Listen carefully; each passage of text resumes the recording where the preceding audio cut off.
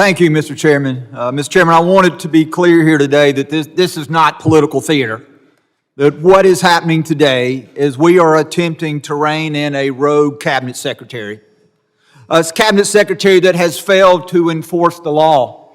If you don't believe that, just look at the statistics put out by his department.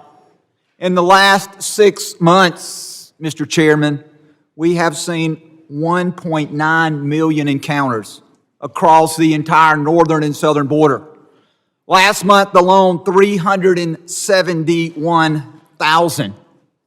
And in addition to that, Mr. Chairman, we are not talking about the fact that this secretary has breached the public trust.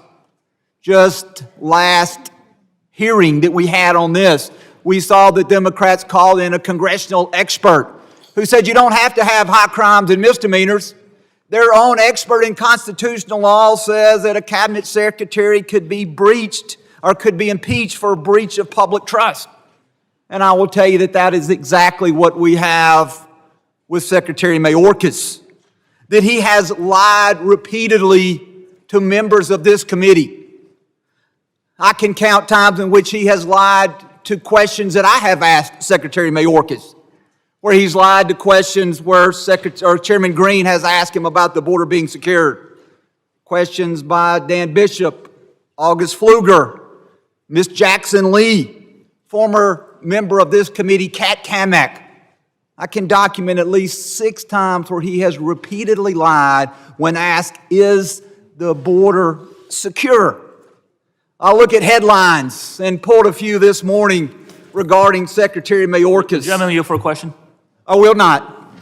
Mayorkas tells Congress the southern border is secure. DHS Chief Mayorkas said there is no border crisis. Homeland Security Secretary Mayorkas tells lawmakers the border is not open. Mayorkas says the border is closed, defends Biden's immigration strategy. Mayorkas takes heat for repeating border is secure during House hearings. They go on to say this is nonsense. DHS Chief Alejandro Mayorkas' secure border claim a lie, CBP official says. Mayorkas accused of lying under oath, playing shell game with data by former border official. And my favorite, Mr. Chairman, Mayorkas' latest litanies of lies on the border put Santos to shame. These are the headlines. And these are what are being talked about because Secretary Mayorkas has been untruthful with the American public and he has been untruthful for Congress. He comes in here and he raises his hand and he swears to tell the truth. And then he lies when he says the border is secure. He lies when he says that the border is not open and we are not allowing, as we know, over 370,000 immigrants to flood across the border last month alone. I want to talk about what House Republicans have done, because my friends on the other side say that we are doing this again for political theater. Last year we passed H.R. 2, the most comprehensive package that I have seen during my time in Congress. When we talk about funding and what have we done on funding, I'll tell you that the House Appropriations Bill dealing with funding for the Department of Homeland Security, we went above and beyond what was requested by the President. The President requested a set amount, and we added additional money to that so that the Department of Homeland Security would have the resources that they need to secure the border. And then when we talk about the Senate bill, I have no idea what's in the Senate bill. I'll tell you, I am disappointed that our senators refuse to engage the House of Representatives. They don't allow Chairman Green or Ranking Member Thompson a seat at the table. We don't know what's in that bill.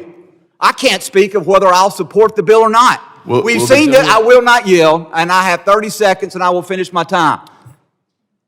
I will tell you that for the Democrats to accuse Republicans of political theater is wrong.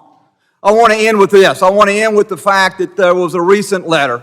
A letter actually was dated in 2021 by former official Rodney Scott. Rodney was chief of Border Patrol under both Trump and Biden. That letter described how he witnessed a seismic shift in border security and immigration policy that began on January 20, 2021. And that began with a lack of a meaningful effort to secure the border. So with that, Mr. Chairman, I would like unanimous consent to enter that letter into the record, and I would yield back.